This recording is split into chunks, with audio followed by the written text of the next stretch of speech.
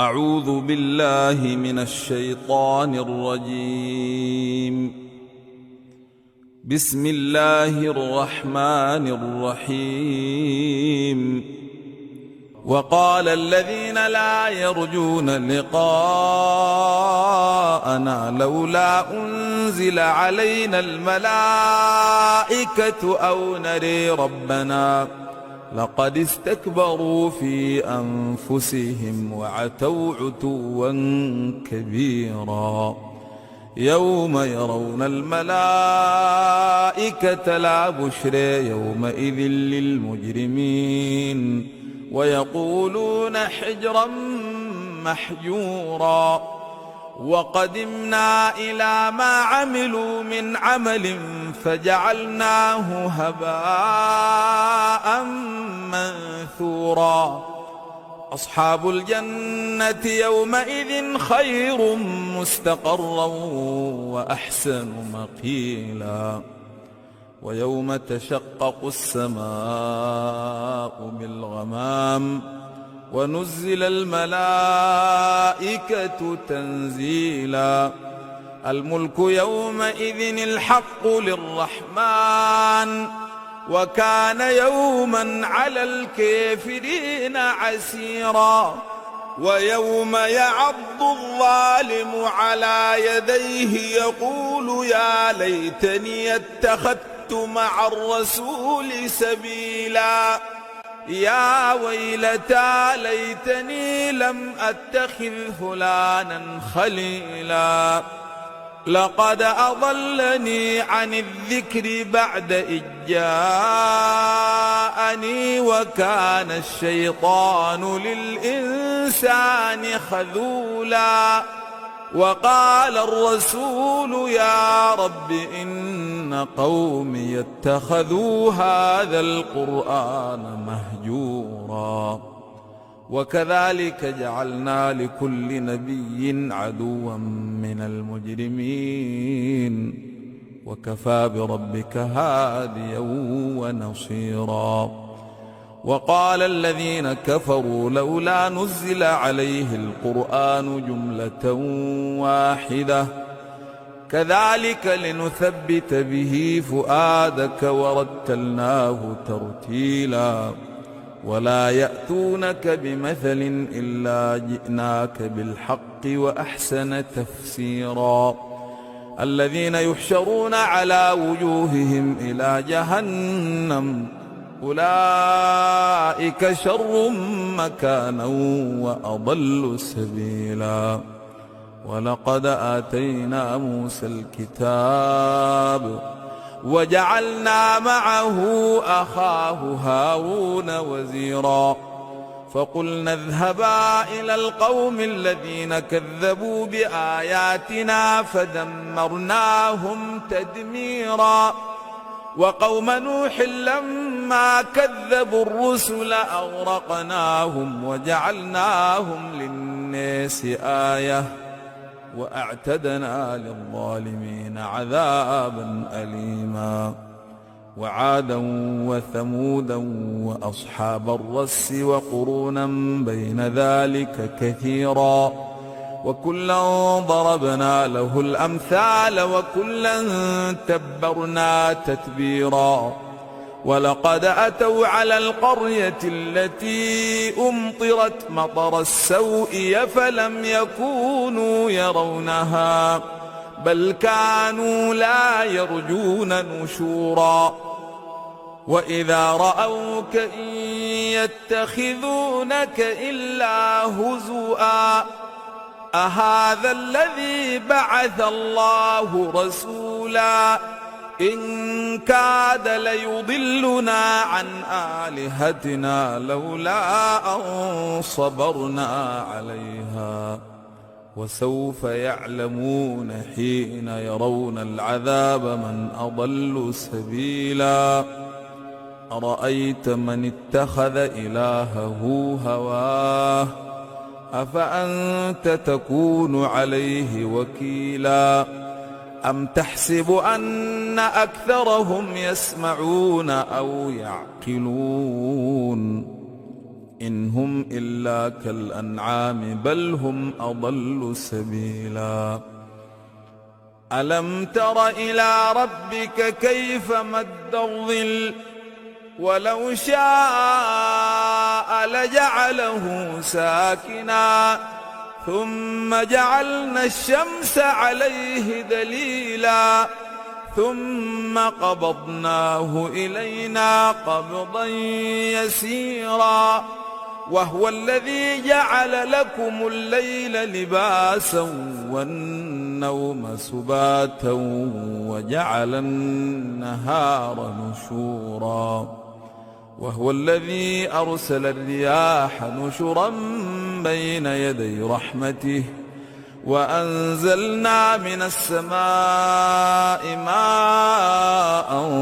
طهورا لنحيي به بلدة ميتا ونسقيه مما خلقنا أنعاما وأناسيا كثيرا ولقد صرفناه بينهم ليذكروا فأبى أكثر الناس إلا كفورا ولو شئنا لبعثنا في كل قرية نذيرا فلا تطع الكافرين وجاهدهم به جهادا كبيرا وهو الذي مرج البحرين هذا عذب فرات وهذا ملح أجاج وجعل بينهما برزخا وحجرا محجورا وهو الذي خلق من الماء بشرا فجعله نسبا وصهرا وكان ربك قديرا ويعبدون من دون الله ما لا ينفعهم ولا يضرهم وكان الكافر على ربه ظهيرا وما أرسلناك إلا مبشرا ونذيرا قل ما أسألكم عليه من أجر إلا من شاء أن يتخذ إلى ربه سبيلا وتوكل على الحي الذي لا يموت وسبح بحمده وكفى به بذنوب عباده خبيرا الذي خلق السماوات والأرض وما بينهما في 6 أيام ثم استوى على العرش الرحمن فاسأل به خبيرا وإذا قيل لهم اسجدوا للرحمن قالوا وما الرحمن أنسجد لما تأمرنا وزادهم نفورا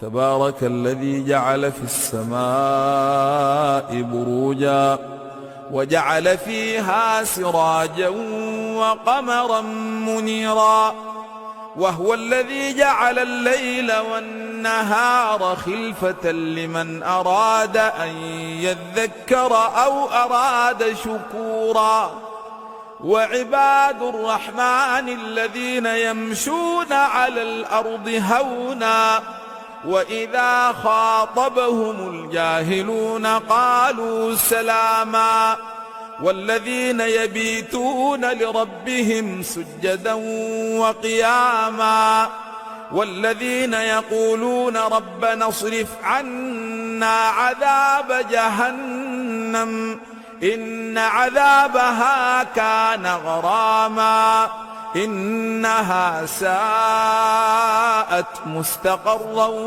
ومقاما والذين إذا أنفقوا لم يسرفوا ولم يقتروا وكان بين ذلك قواما والذين لا يدعون مع الله إلها آخر ولا يقتلون النفس التي حرم الله إلا بالحق ولا يزنون ومن يفعل ذلك يلقى أثاما يضاعف له العذاب يوم القيامة ويخلد فيه مهانا إلا من تاب وآمن وعمل عملا صالحا فأولئك يبدل الله سيئاتهم حسنات وكان الله غفورا رحيما. ومن تاب وعمل صالحا فإنه يتوب إلى الله متابا. والذين لا يشهدون الزور وإذا مروا باللغو مروا كراما. والذين إذا ذكروا بآيات ربهم لم يخروا عليها صما وعميانا. والذين يقولون ربنا هب لنا من أزواجنا وذريتنا قرة أعين واجعلنا للمتقين إماما أولئك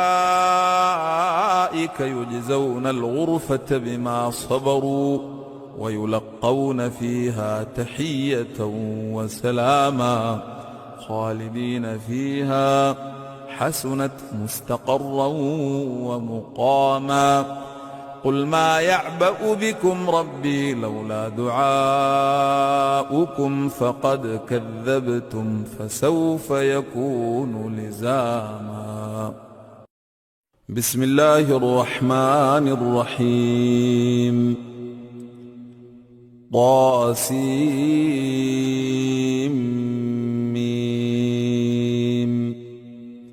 تلك آيات الكتاب المبين. لعلك باخع نفسك ألا يكونوا مؤمنين إن نشأ ننزل عليهم من السماء آية فظلت أعناقهم لها خاضعين وما يأتيهم من ذكر من الرحمن محدث إلا كانوا عنه معرضين. فقد كذبوا فسيأتيهم أنباء ما كانوا به يستهزئون. أولم يروا إلى الأرض كم أنبتنا فيها من كل زوج كريم إن في ذلك لآية وما كان أكثرهم مؤمنين وإن ربك لهو العزيز الرحيم.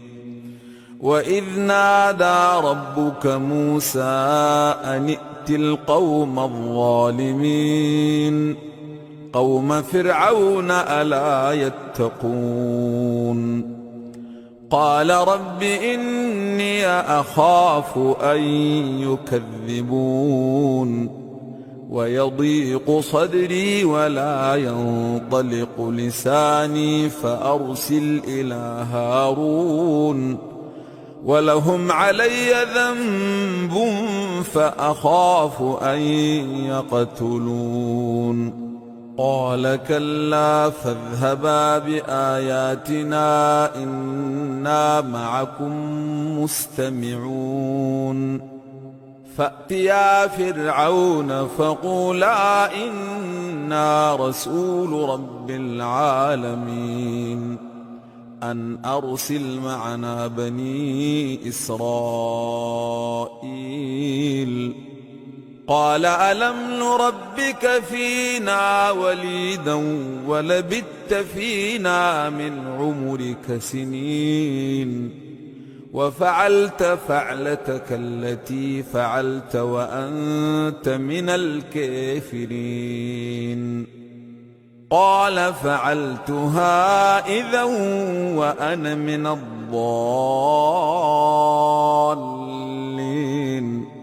ففررت منكم لما فلما خفتكم فوهب لي ربي حكما وجعلني من المرسلين وتلك نعمة تمنها علي أن عبدت بني إسرائيل.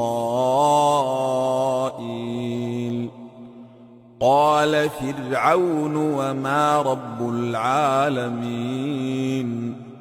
قال رب السماوات والأرض وما بينهما إن كنتم موقنين.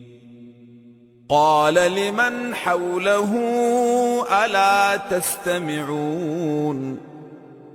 قال ربكم ورب آبائكم الأولين. قال إن رسولكم الذي أرسل إليكم لمجنون. قال رب المشرق والمغرب وما بينهما إن كنتم تعقلون. قال لئن اتخذت إلها غيري لأجعلنك من المسجونين. قال أولو جئتك بشيء مبين؟ قال فأت به إن كنت من الصادقين. فألقى عصاه فإذا هي ثعبان مبين ونزع يده فإذا هي بيضاء للناظرين. قال للملأ حوله إن هذا لساحر عليم يريد أن يخرجكم من أرضكم بسحره فماذا تأمرون؟ قالوا أرجئه وأخاه وابعث في المدائن حاشرين يأتوك بكل سحر عليم. فجمع السحرة لميقات يوم معلوم. وقيل للناس هل أنتم مجتمعون لعلنا نتبع السحرة إن كانوا هم الغالبين. فلما جاء السحرة قالوا لفرعون أئن لنا لأجرا إن كنا نحن الغالبين؟ قال نعم وإنكم إذا لمن المقربين. قال لهم موسى ألقوا ما أنتم ملقون. فألقوا حبالهم وعصيهم وقالوا بعزة فرعون إنا لنحن الغالبون. فألقى موسى عصاه فإذا هي تلقف ما يأفكون. فألقي السحرة ساجدين قالوا آمنا برب العالمين رب موسى وهارون. قال آمنتم له قبل أن آذن لكم إنه لكبيركم الذي علمكم السحر فلسوف تعلمون. لأقطعن أيديكم وأرجلكم من خلاف ولأصلبنكم أجمعين. قالوا لا ضير إنا إلى ربنا منقلبون. إنا نطمع أن يغفر لنا ربنا خطايانا أن كنا أول المؤمنين. وأوحينا إلى موسى أن أسر بعبادي إنكم متبعون. فأرسل فرعون في المدائن حاشرين إن هؤلاء لشرذمة قليلون وإنهم لنا لغائظون وإنا لجميع حذرون. فأخرجناهم من جنات وعيون وكنوز ومقام كريم كذلك وأورثناها بني إسرائيل فأتبعوهم مشرقين. فلما تراءى الجمعان قال أصحاب موسى إنا لمدركون قال كلا إن معي ربي سيهدين. فأوحينا إلى موسى أن اضرب بعصاك البحر فانفلق فكان كل فرق كالطود العظيم. وأزلفنا ثم الآخرين وأنجينا موسى ومن معه أجمعين. ثم أغرقنا الآخرين إن في ذلك لآية وما كان أكثرهم مؤمنين وإن ربك لهو العزيز الرحيم. واتل عليهم نبأ إبراهيم إذ قال لأبيه وقومه ما تعبدون قالوا نعبد أصناما فنظل لها عاكفين. قال هل يسمعونكم إذ تدعون أو ينفعونكم أو يضرون قالوا بل وجدنا آباءنا كذلك يفعلون. قال أفرأيتم ما كنتم تعبدون أنتم وآباؤكم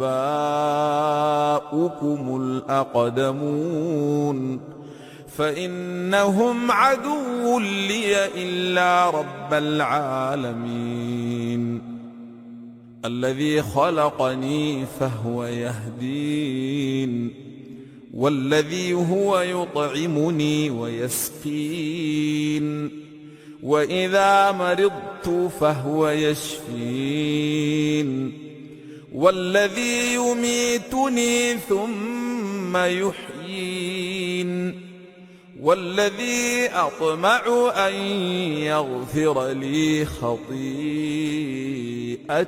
يوم الدين.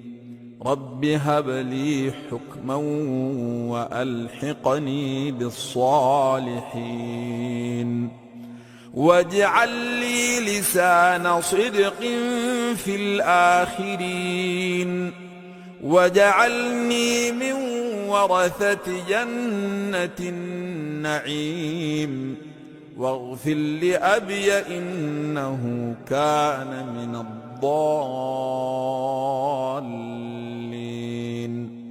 ولا تخزني يوم يبعثون يوم لا ينفع مال ولا بنون إلا من أتى الله بقلب سليم.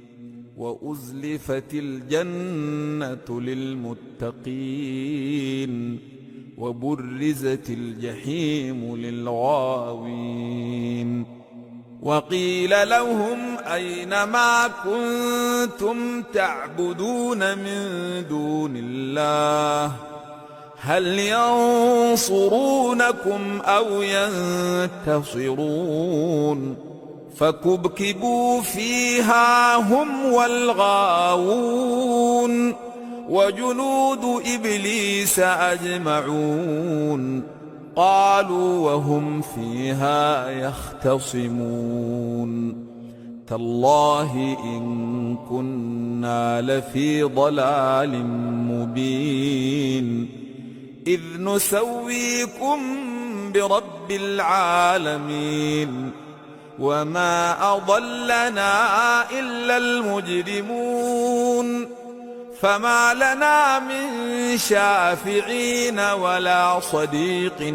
حميم فلو أن لنا كرة فنكون من المؤمنين إن في ذلك لآية وما كان أكثرهم مؤمنين وإن ربك لهو العزيز الرحيم كذبت قوم نوح المرسلين إذ قال لهم أخوهم نوح ألا تتقون إني لكم رسول أمين فاتقوا الله وأطيعون وما أسألكم عليه من أجر إن أجري إلا على رب العالمين فاتقوا الله وأطيعون قالوا أنؤمن لك واتبعك الأرذلون قال وما علمي بما كانوا يعملون إن حسابهم إلا على ربي لو تشعرون وما أنا بطارد المؤمنين إن أنا إلا نذير مبين قالوا لئن لم تنته يا نوح لتكونن من المرجومين قال رب إن قومي كذبوني فافتح بيني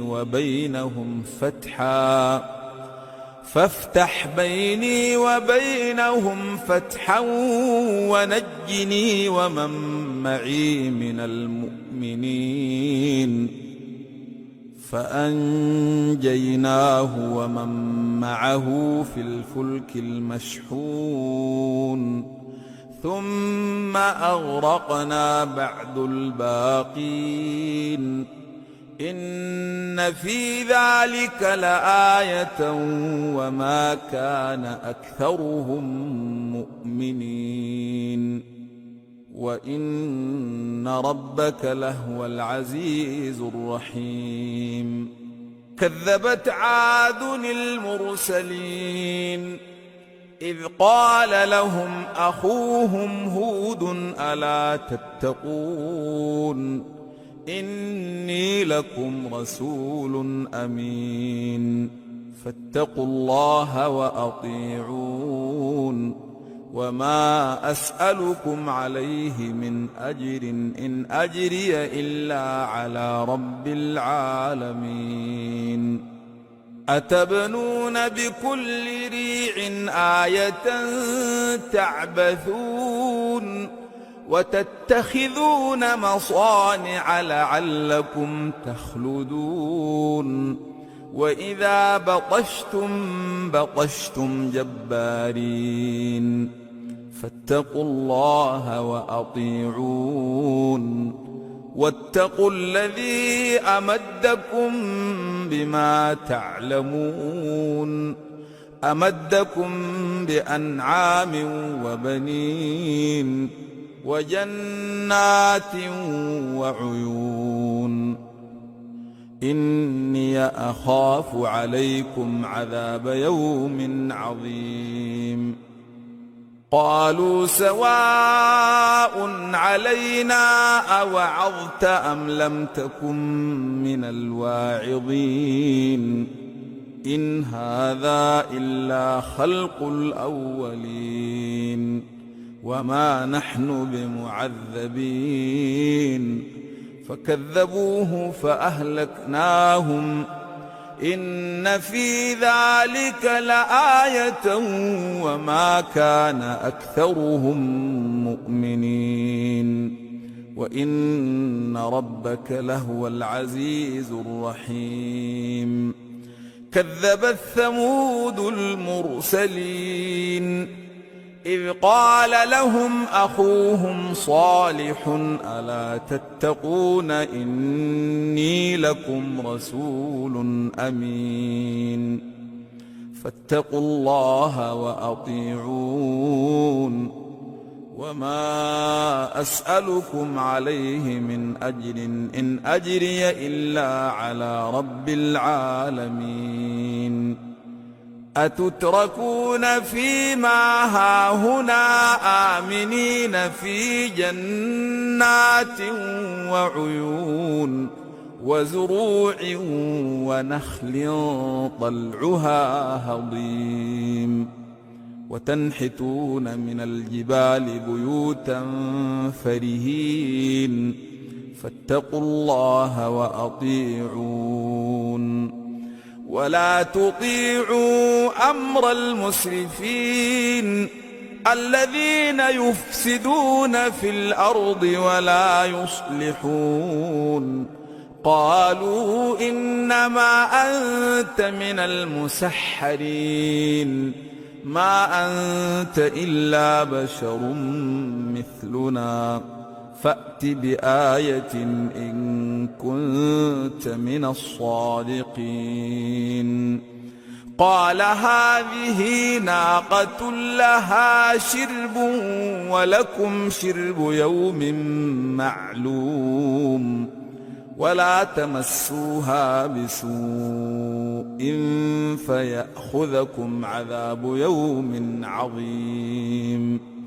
فعقروها فأصبحوا نادمين فأخذهم العذاب إن في ذلك لآية وما كان أكثرهم مؤمنين وإن ربك لهو العزيز الرحيم. كذبت قوم لوط المرسلين إذ قال لهم أخوهم لوط ألا تتقون إني لكم رسول أمين فاتقوا الله وأطيعون وما أسألكم عليه من أجر إن أجري إلا على رب العالمين. أتأتون الذكران من العالمين وتذرون ما خلق لكم ربكم من أزواجكم بل أنتم قوم عادون. قالوا لئن لم تنته يا لوط لتكونن من المخرجين. قال إني لعملكم من القالين. رب نجني وأهلي مما يعملون فنجيناه وأهله أجمعين إلا عجوزا في الغابرين. ثم دمرنا الآخرين وأمطرنا عليهم مطرا فساء مطر المنذرين. إن في ذلك لآية وما كان أكثرهم مؤمنين وإن ربك لهو العزيز الرحيم. كذب أصحاب الأيكة المرسلين إذ قال لهم شعيب ألا تتقون إني لكم رسول أمين فاتقوا الله وأطيعون وما أسألكم عليه من أجر إن أجري إلا على رب العالمين أوفوا الكيل ولا تكونوا من المخسرين وزنوا بالقسطاس المستقيم ولا تبخسوا الناس أشياءهم ولا تعثوا في الأرض مفسدين واتقوا الذي خلقكم والجبلة الأولين قالوا إنما أنت من المسحرين وما أنت إلا بشر مثلنا وإن نظنك لمن الكاذبين فأسقط علينا كسفا من السماء إن كنت من الصادقين قال ربي أعلم بما تعملون فكذبوه فأخذهم عذاب يوم الظلة إنه كان عذاب يوم عظيم إن في ذلك لآية وما كان أكثرهم مؤمنين وإن ربك لهو العزيز الرحيم وإنه لتنزيل رب العالمين نزل به الروح الأمين على قلبك لتكون من المنذرين بلسان عربي مبين وإنه لفي زبر الأولين أولم يكن لهم آية أن يعلمه علماء بني إسرائيل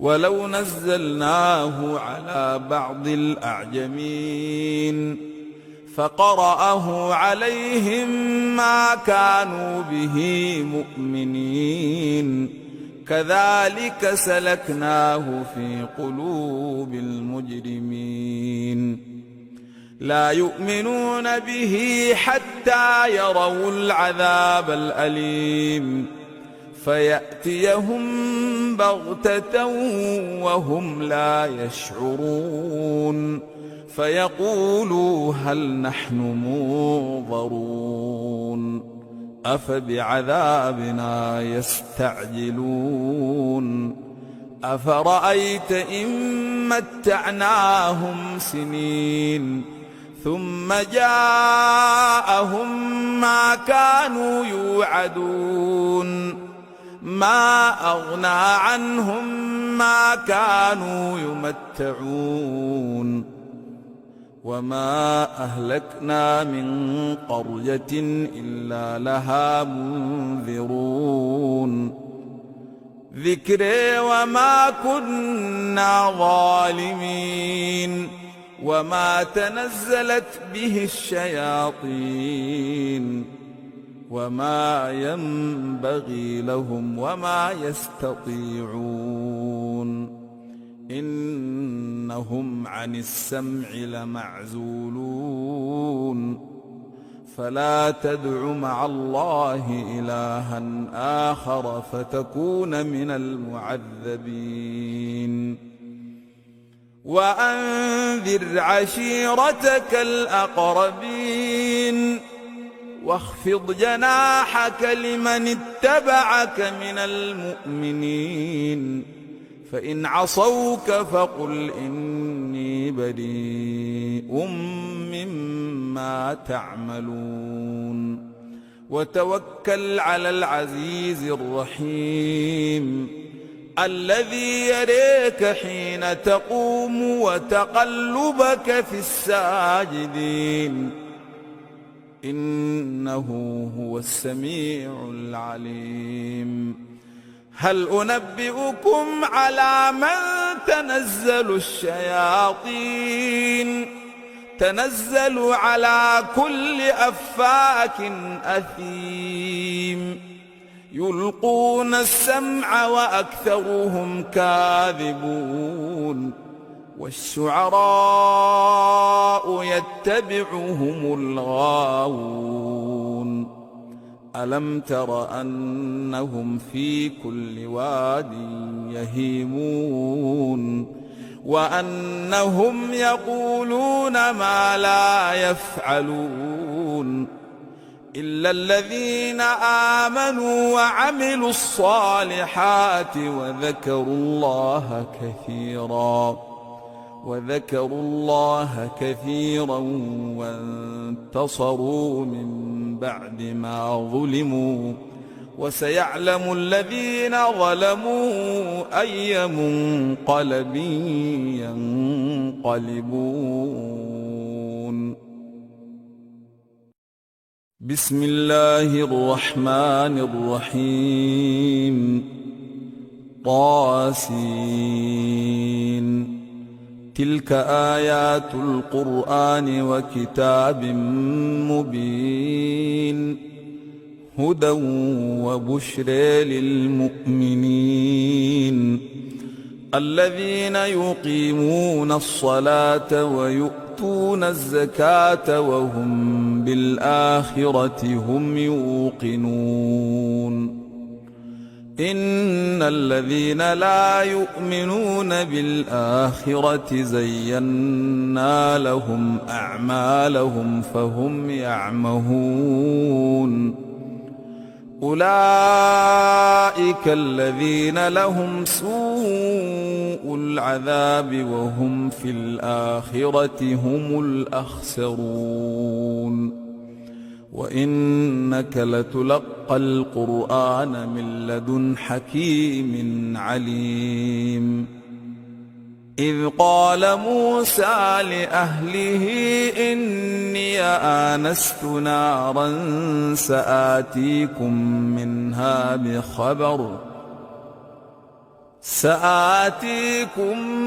منها بخبر أو آتيكم بشهاب قبس لعلكم تصطلون. فلما جاءها نودي أن بورك من في النار ومن حولها وسبحان الله رب العالمين. يا موسى إنه أنا الله العزيز الحكيم وألق عصاك. فلما رأيها تهتز كأنها جان ولا مدبرا ولم يعقب. يا موسى لا تخف إني لا يخاف لدي المرسلون إلا من ظلم ثم بدل حسنا بعد سوء فإني غفور رحيم.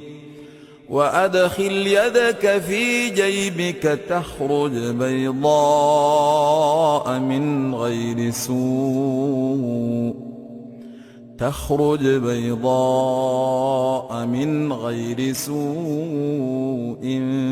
في 9 آيات إلى فرعون وقومه إنهم كانوا قوما فاسقين. فلما جاءتهم آياتنا مبصرة قالوا هذا سحر مبين. وجحدوا بها واستيقنتها أنفسهم ظلما وعلوا فانظر كيف كان عاقبة المفسدين ولقد آتينا داود وسليمان علما وقال الحمد لله الذي فضلنا على كثير من عباده المؤمنين وورث سليمان داود وقال يا أيها الناس علمنا منطق الطير وأوتينا من كل شيء إن هذا لهو الفضل المبين وحشر لسليمان جنوده من الجن والإنس والطير فهم يوزعون حتى إذا أتوا على واد النمل قالت نملة يا أيها النمل ادخلوا مساكنكم لا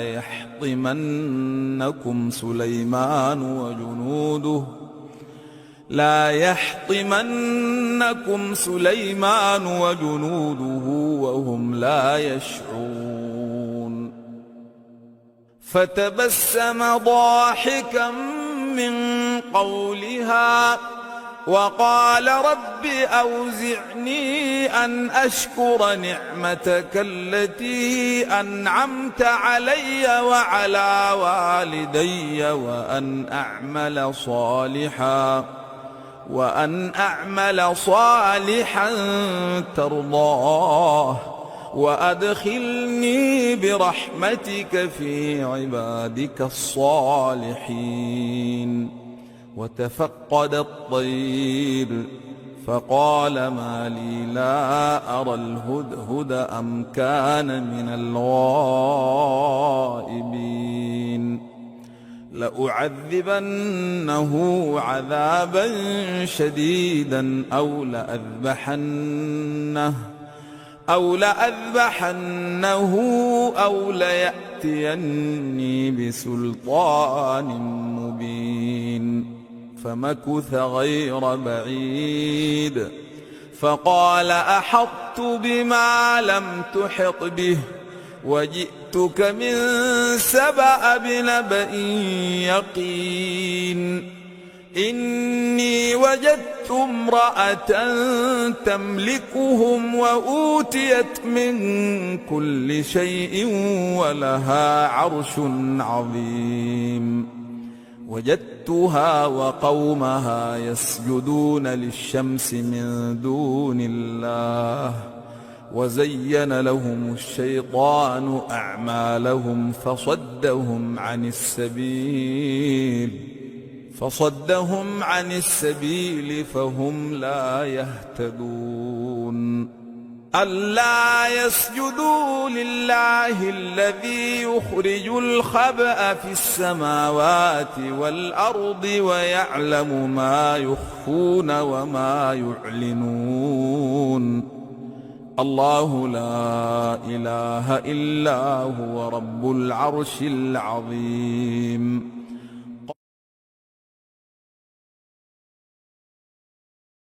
قال سننظر أصدقت أم كنت من الكاذبين اذهب بكتابي هذا فألقه إليهم ثم تول عنهم فانظر ماذا يرجعون قالت يا أيها الملأ إني ألقي إلي كتاب كريم إنه من سليمان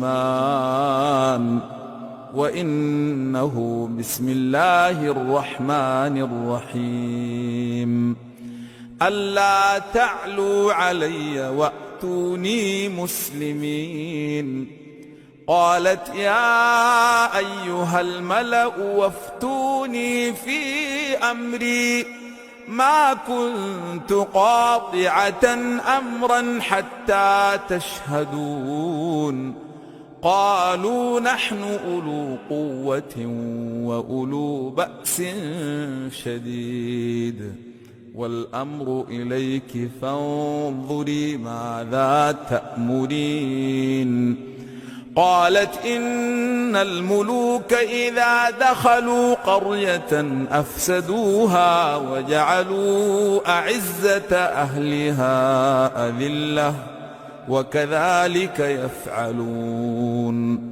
وإني مرسلة إليهم بهدية فناظرة بما يرجع المرسلون. فلما جاء سليمان قال أتمدونني بمال فما آتاني الله خير مما آتاكم بل أنتم بهديتكم تفرحون. ارجع إليهم فلنأتينهم بجنود لا قبل لهم بها ولنخرجنهم منها أذلة وهم صاغرون. قال يا أيها الملأ أيكم يأتيني بعرشها قبل أن يأتوني مسلمين. قال عفريت من الجن أنا آتيك به قبل أن تقوم من مقامك وإني عليه لقوي أمين. قال الذي عنده علم من الكتاب أنا آتيك به قبل أن يرتد إليك طرفك فلما رأيه مستقرا عنده قال هذا من